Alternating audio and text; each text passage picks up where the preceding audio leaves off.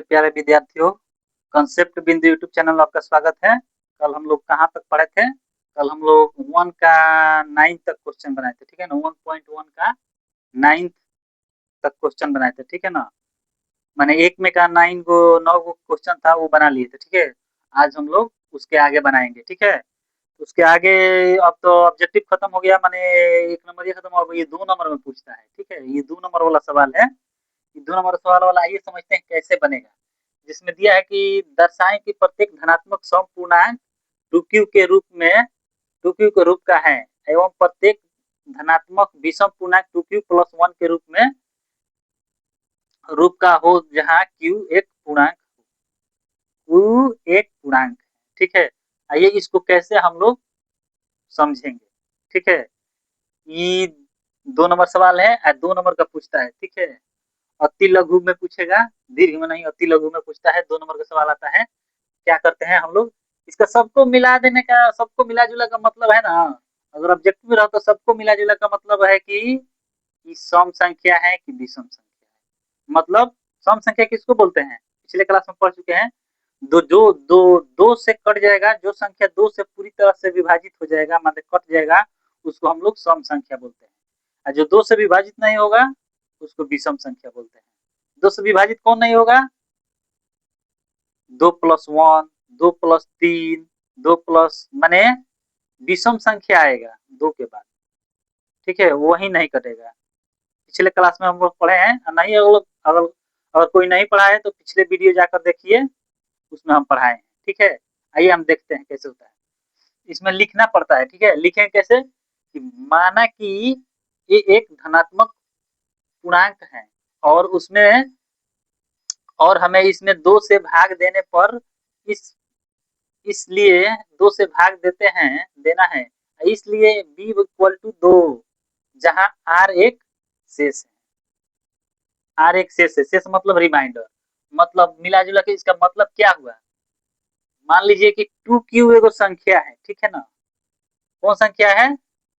धनात्मक पूर्णांक संख्या। उसको ए मान लीजिए, ए बराबर मान लीजिए 2q एक धनात्मक पूर्णांक संख्या है। आइए समझाते हैं कैसे। यहाँ पर मान लीजिए कि ये एक धनात्मक पूर्णांक संख्या है, ठीक है।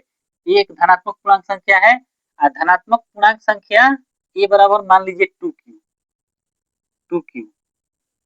2q है, ए की जगह पर 2q है, ठीक है। और उसके बाद से आर, जहां आर एक शेषफल है, शेषफल मतलब रिमाइंडर, रिमाइंडर को जोड़ते हैं, ठीक है ना। आर एक रिमाइंडर है, ठीक है। लिखा है ए बराबर बी के जगह पर 2 मान लीजिए, बी के जगह पर 2 मान लीजिए। 2 एक सम संख्या है ना, 2 मान लीजिए, ठीक है। रिमाइंडर आर हो गया, ठीक है। जहां बी इक्वल टू 2 रखने पर, माने बी के मान 2 रख लीजिएगा, यहाँ पर बी के मान 2 रख दीजिएगा तो ऐसा होगा ना।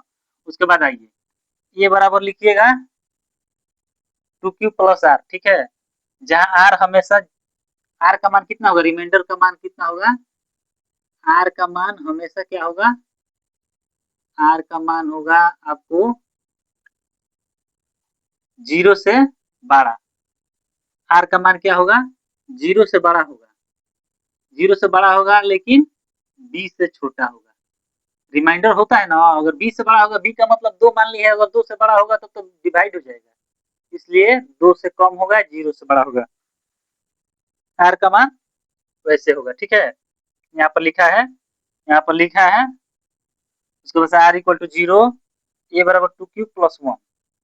मतलब सम संख्या होगा, सम संख्या होता रिमाइंडर नहीं ना बचेगा। अगर शांत होगा, विभाजित होगा तो क्या होगा, यहाँ पे लिखिएगा विभाजित होगा तो क्या होगा, 2q प्लस 0। सम संख्या होगा तो 0 हो जाएगा ना।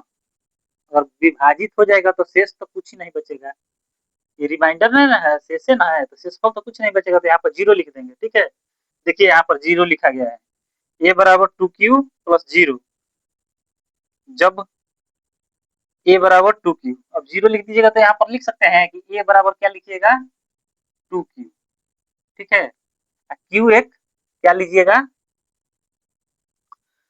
चूंकि 2q 2 से पूरी तरह विभाजित है, हो सकता है, इसलिए यह एक सम पूर्णांक है। 2q 2 से विभाजित हो सकता है, 2q 2 से विभाजित हो सकता है, इसलिए इसको क्या कहेंगे हम लोग, सम पूर्णांक संख्या कहते हैं। देखिए यहाँ पे लिखा है 2q 2 से पूरी तरह से विभाजित हो सकता है, इसलिए यह एक सम पूर्णांक है। सम मतलब कट जाएगा, q के जगह पर मान लीजिए 1 रख लीजिए, 1 रखिए, 1 में 2 से गुना कीजिए, क्या हो जाएगा, 2 हो जाएगा, 2 में 0 जोड़िए 2 ही होगा, 2 सम संख्या है ना जी, इसलिए यहाँ पर लिख देंगे।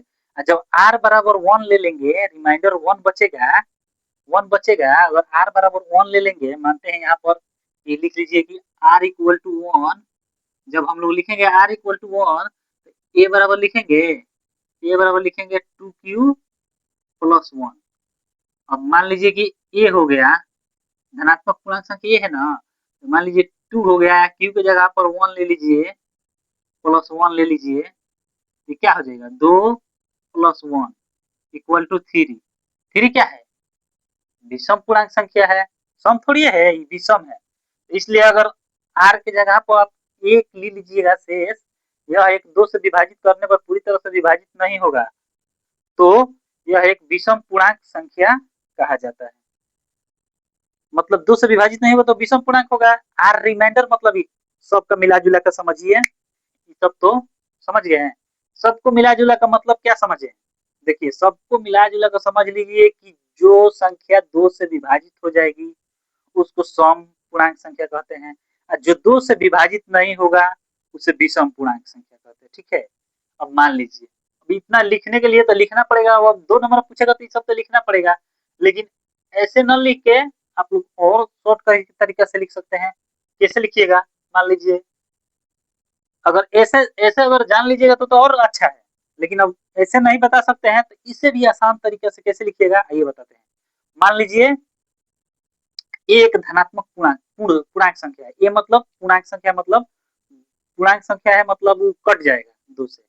ठीक है, मतलब पूर्णांक संख्या कौन है, 1 2 3 4 5 सब तो पूर्णांक संख्या है, मान लीजिए ये बराबर मान लीजिए, ठीक है, एक पूर्णांक संख्या है, इसमें सब खेला है आर का, ठीक है, रिमाइंडर का, यहाँ पर रिमाइंडर का झंझट है, ठीक है, सबका तोड़ है रिमाइंडर। अगर यहाँ पर एक लीजिएगा, एक ले लीजिएगा तो क्या होगा, विषम पूर्णांक संख्या हो जाएगा। अगर 0 लीजिएगा, 2 लीजिएगा, 4 लीजिएगा, 6 लीजिएगा, यानी सम संख्या लीजिएगा तो सम पूर्णांक संख्या हो जाएगा कि नहीं, बस यही तो झमेला है, बस समझ गए, कोई दिक्कत नहीं है, बस खाली यहाँ पर लिखना है, ये तो लिखना पड़ेगा। मान लीजिए ये सब तो जब 2 नंबर में पूछेगा तो इसको लिखना पड़ेगा, आर को लेना है 0 से बड़ा, और बी का मान है 1 से छोटा, बी का मान है 1 से छोटा ले लीजिएगा, बी का मान है 2, 2 से छोटा ले लीजिएगा, क्यू अपने मन से मान लीजिए 1,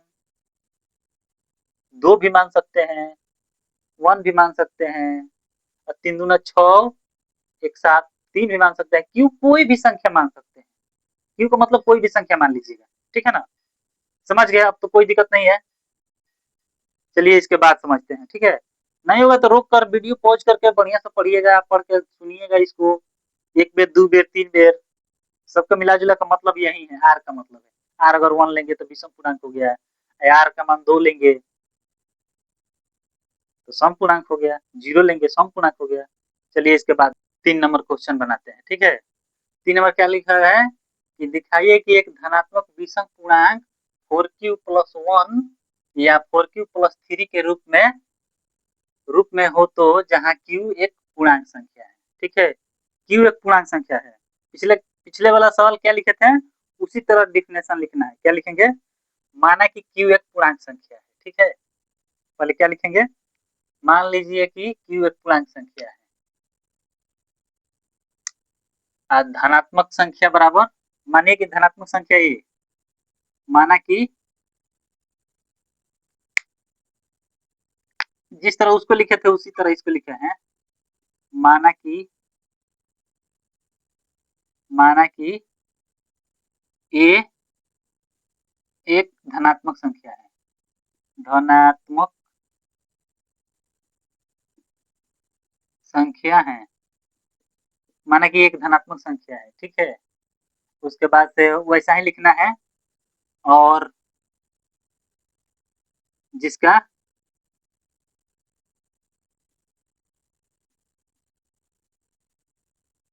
जिसका रिमाइंडर मतलब शेष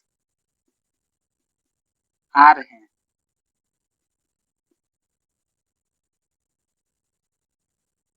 शेष आर है, ठीक है। उसके बाद से लिखेंगे, क्या लिखेंगे, लिखिए ए बराबर 4Q प्लस 1। उसके बाद लिखिएगा कि मान लीजिए कि Q बराबर 1 2 3 4, कोई भी संख्या मान लीजिए, तीनों ले लीजिएगा, 3 चौका 12 13। मान लीजिए कि माना कि Q एक संख्या है जो अपने मन से कोई एक संख्या मान लेंगे। कोई भी एक संख्या मान लीजिए Q बराबर कोई भी एक संख्या, 1 2 3 4, कुछ भी मान लीजिए, ठीक है।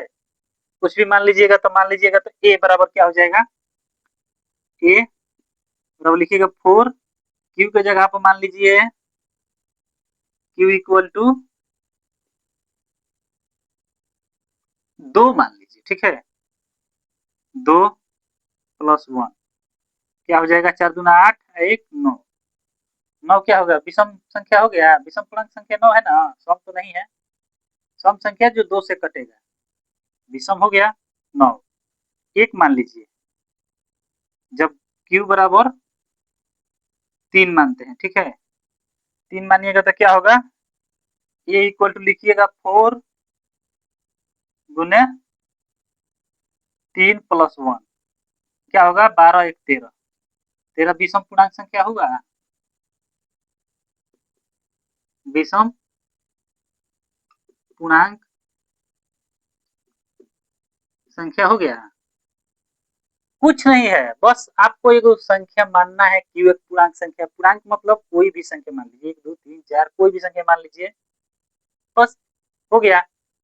4Q प्लस 3 इसको भी लिख दीजिए। जैसे मान लीजिए कि Q के जगह कुछ भी मान लीजिए, Q के जगह पर मान लीजिए आप 1 मान लीजिए, 2 मान लीजिए, 3 मान लीजिए, मान लीजिए 2 मान लिया तो 4 दूना 8 3 11। मान लीजिए Q इक्वल टू 2, Q के जगह पर 2 लिखिएगा, इसमें लिखा जाए जब हम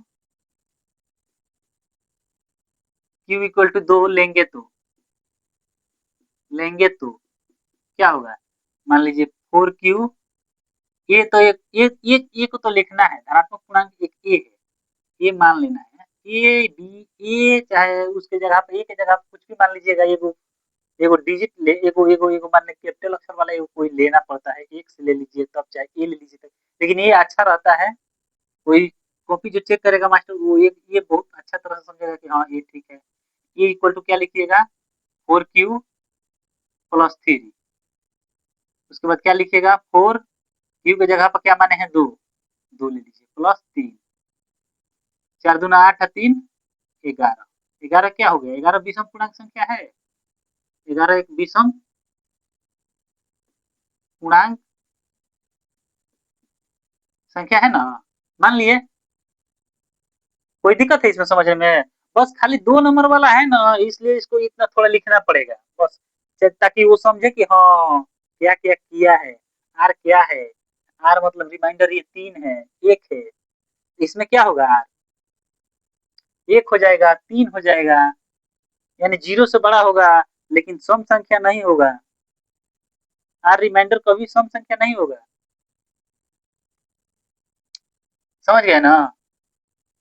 और उसके बाद से कोई दिक्कत, अच्छा से देखिएगा, एक दो बार वीडियो इसको रोक रोक कर देखिएगा, कोई दिक्कत नहीं है इसमें समझने में। आइए इसके बाद वाला क्वेश्चन बनाते हैं, ठीक है, इसके बाद वाला क्वेश्चन देखते हैं।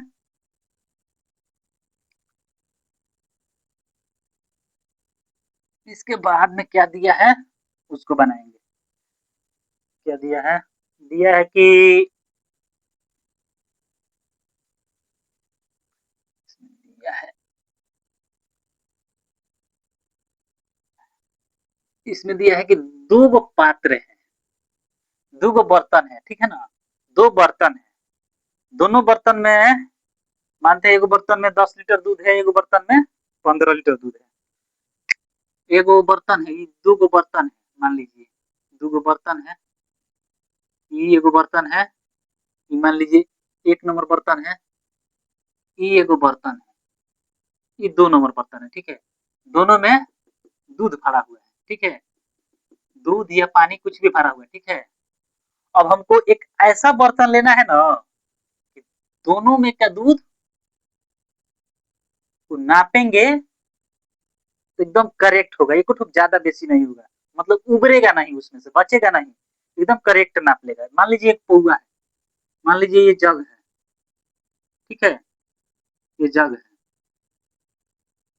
ये जग है, ये जग से ऐसा नापना है ना कि दोनों का दूध एकदम करेक्ट, इस बाल्टी हो गया, ये जैसे बड़ा जग हो गया, ठीक है, ये बड़ा बर्तन वाला, ये बड़ा बर्तन है, इसमें ऐसा नापेंगे ना कि टोटल एकदम नपा जाए, ठीक है, एको ठोप बेसी ना, एकदम करेक्ट हो, यानी 10 हो, 11 हो, 12 हो, 12 पौआ हो, चाहे 11 पौआ हो, चाहे 11 नपना हो, 11 जग हो, मतलब करेक्ट हो, उसमें से आधा नहीं हो, पवन नहीं हो, ये नहीं हो कि 10 हो गया उसके बाद से आधा हुआ, आधा नहीं होना चाहिए, पूरा फूल होना चाहिए, समझ गए।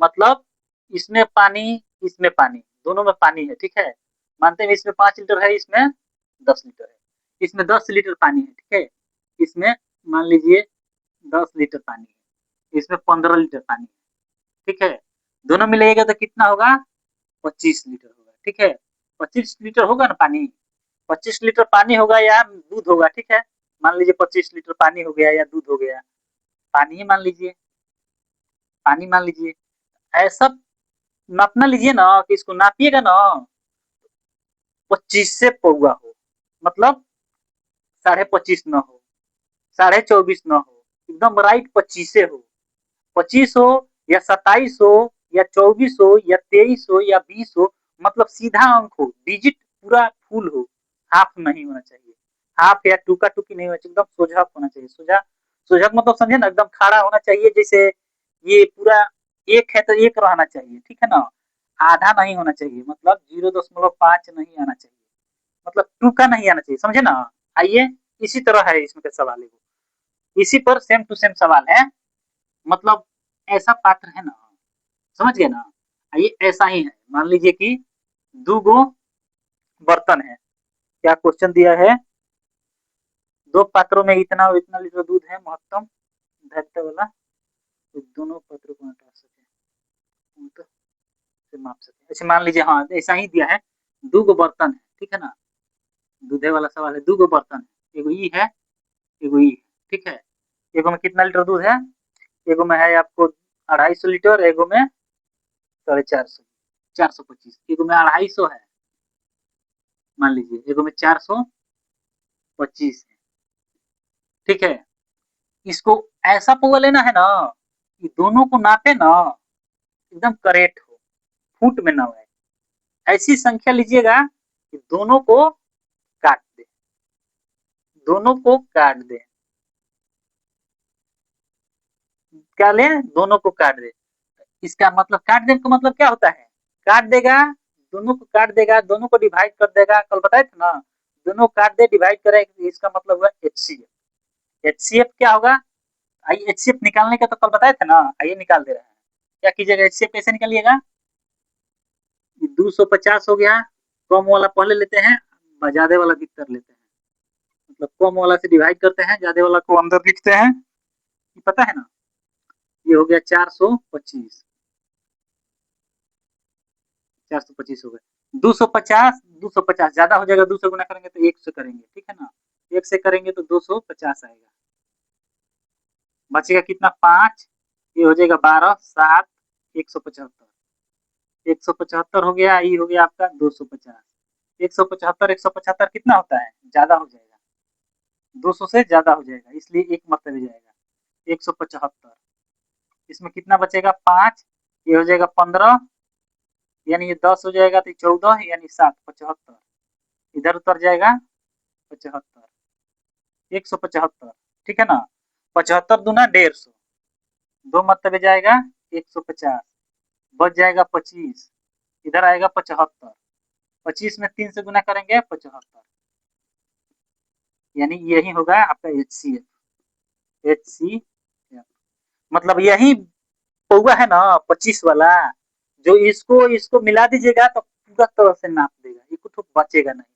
इसलिए इसको इसको दोनों को मिलाइएगा तो ये 25 वाला ऐसा पौआ है ना, जग है, ये जग है 25 वाला एक ऐसा जग है जो इसको पूरी तरह से नाप देगा, एक इन्हें उन्हें नहीं होगा, मतलब कम बेस नहीं होगा, एकदम राइट होगा। एक्चुअल एक्चुअल समझते हो, एकदम करेक्ट होगा, मतलब हम 10 लीटर दिए हैं तो 10 लीटर होगा, एक कम बेस नहीं होगा। उसी तरह ये 25 होगा, 25 ऐसा पौआ है ना जिसको नापिएगा तो एकदम करेक्ट आएगा, ठीक है, समझ गए। यही इसका आंसर हो जाएगा, HCF है इसका आंसर होगा, ठीक है। कोई भी संख्या हो, कितना भी संख्या इसमें इसमें मिला दीजिए, 3-4 को जग लियाकर मिला दीजिए, मानते हैं ये 10 लीटर का है, ये 15 लीटर का है, ये 20 लीटर का है, ये 25 लीटर का है, इस सबको मिलाकर एक जग में हटाइए, कौन ऐसा जग है जो सबको नापेगा तो एक्चुअल होगा, मतलब उसका एक्चुअल का मतलब क्या होगा, डिवाइड करेगा। मैंने कौन ऐसा अंक है जो सबको काट देगा, कौन काटेगा, 5 इसको काट देगा, इसको भी काट देगा, इसको भी काट देगा, इसको भी काट देगा। HCF जानते हैं ना कि इससे कमे आएगा, लेकिन ज्यादा नहीं है, सबसे छोटा अंक लेंगे उससे कम आएगा, कल समझाए थे ना, इससे कम आएगा, यानी इसका 5 होगा। 5 चला ऐसा हुआ है ना जो इसको नापेंगे ना तो एकदम करेक्ट होगा, कुछ कम बेस नहीं होगा, बरोबरे होगा, माने जब होगा लेकिन बरोबर होगा। ये पांचे ऐसा हुआ है जिससे नापिएगा तो एकदम बरोबर होगा, समझ गए। आइए इसके बाद देखते हैं इसके अगला क्वेश्चन, इसके अगले वाला क्या है। कोई भी नापने अपने वाला सामान आएगा कि इतना लीटर का है, इतना लीटर का है, इसको सबको एक पात्र में मिलाएंगे, इसको सबको नापने वाला कौन होगा या कैसा होगा, सब HCF है निकलेगा, मिला दीजिए HCF हो गया। और सबको एक में हटाना है तो उसमें LCM, वो आगे पढ़ेंगे। आइए इसके बाद है दिया है कि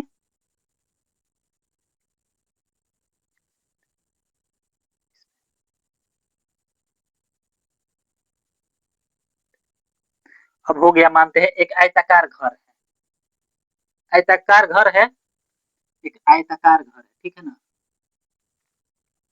इसके आगे वाला क्वेश्चन का नंबर है 4 नंबर हो गया, ये 5 नंबर है, ये 5 नंबर क्वेश्चन है, ठीक है ना। इसमें क्या दिया है कि एक आयताकार घर है, आयताकार घर है, मान लीजिए आयताकार घर है, ठीक है। इसका लंबाई दे दिया है, कितना दिया है लंबाई, लंबाई दे दिया है आपको 4661, और चौड़ाई दे दिया है, लंबाई दे दिया है 4661, लंबाई दे दिया है 4661, चौड़ाई कितना दिया है, चौड़ाई दे दिया है 3318, 3318, 3318, चौड़ाई दे दिया है, लंबाई दे दिया है 4661।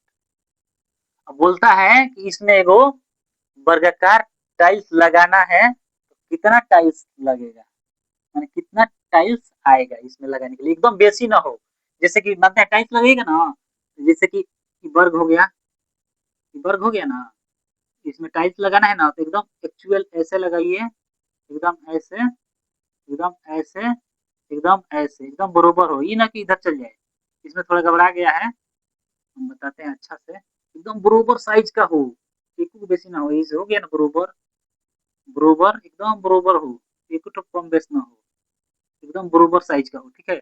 इधर भी एकदम बरोबर आए, इधर भी एकदम बरोबर आए, इधर भी एकदम बरोबर आए, माने बेसी ना हो, ऐसा टाइल्स कटिंग कीजिए कि एकदम डालिए उसमें तो फिट बैठ जाए, कम बेस ना हो, ऐसा सवाल आता है, ठीक है ना। क्या करेंगे हम, इसको कैसे बनाएंगे, इसको कैसे बनाएंगे, आइए पहले सीखते हैं। इसको क्या करते हैं कि आयत का क्षेत्रफल क्या होता है? लंबाई गुने चौड़ाई। ठीक है, लंबाई गुने चौड़ाई। आयत का क्षेत्रफल क्या होता है? लंबाई गुने चौड़ाई।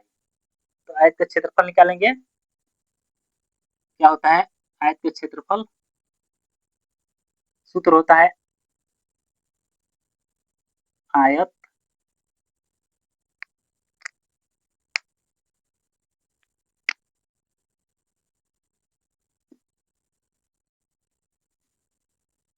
आयत का क्षेत्रफल। आयत का क्षेत्रफल क्या होता है? लंबाई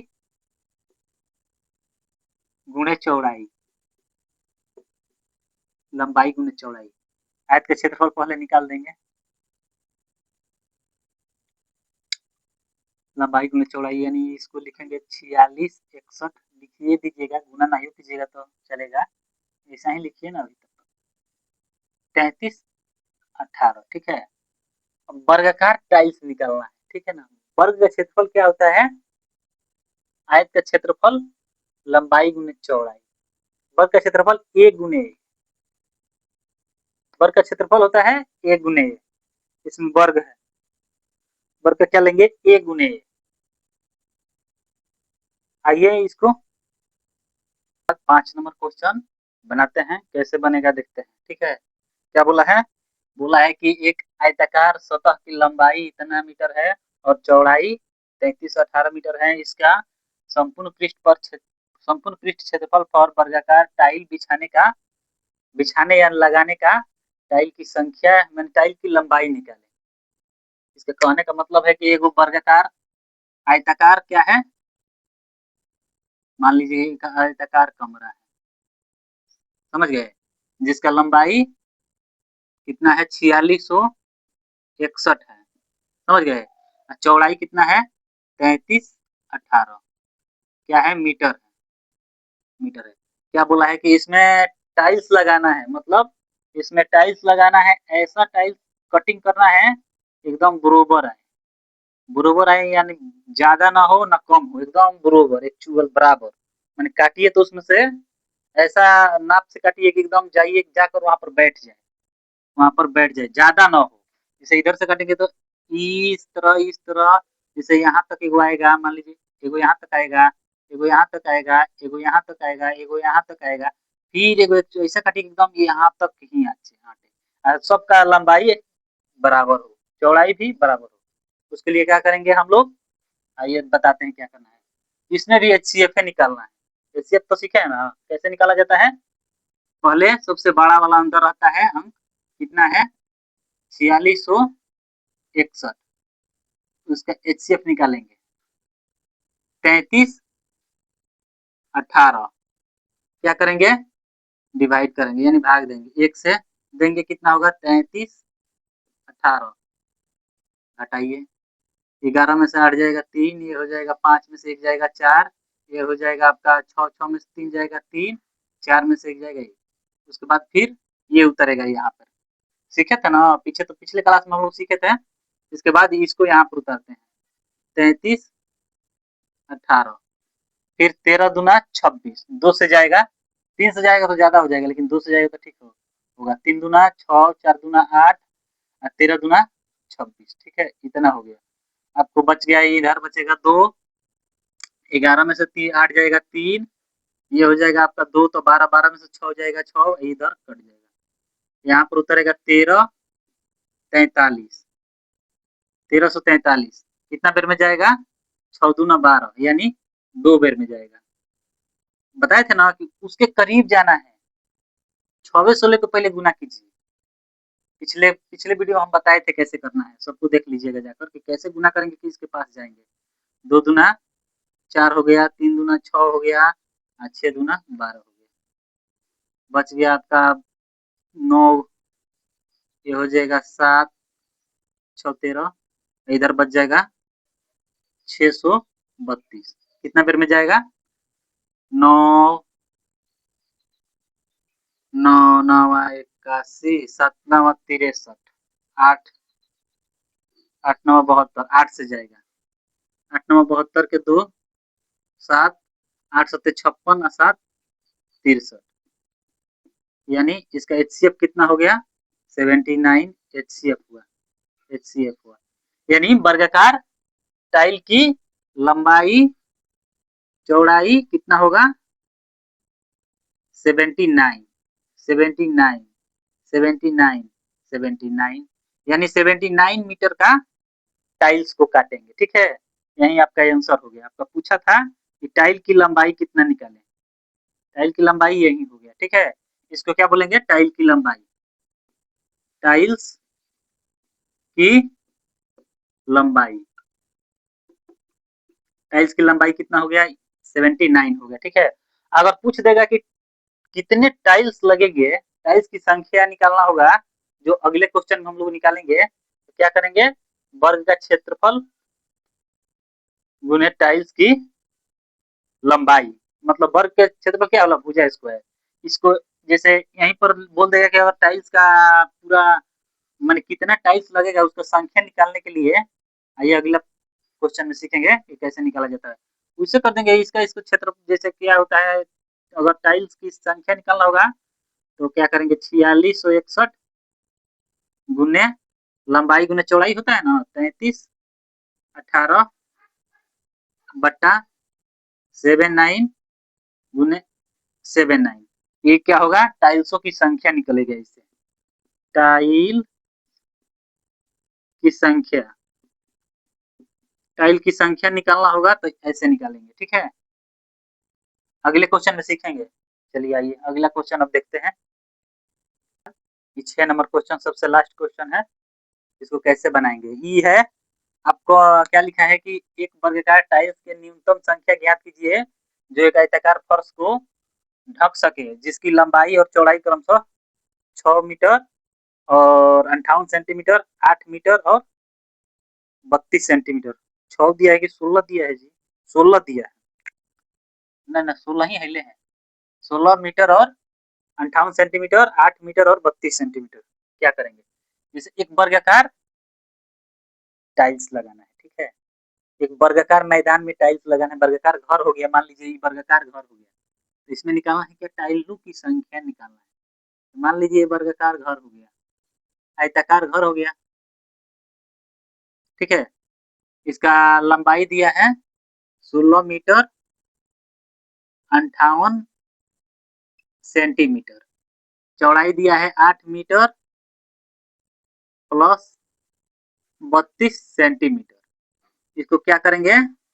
इसमें भी वैसा ही निकालना है, ऐसा टाइल निकालना है जो पूरी तरह से ढक सके। ऐसा बोल देगा ना कि घर में टाइल्स लगाना है, घर का लंबाई दे देगा, चौड़ाई दे देगा, तो क्या करेंगे?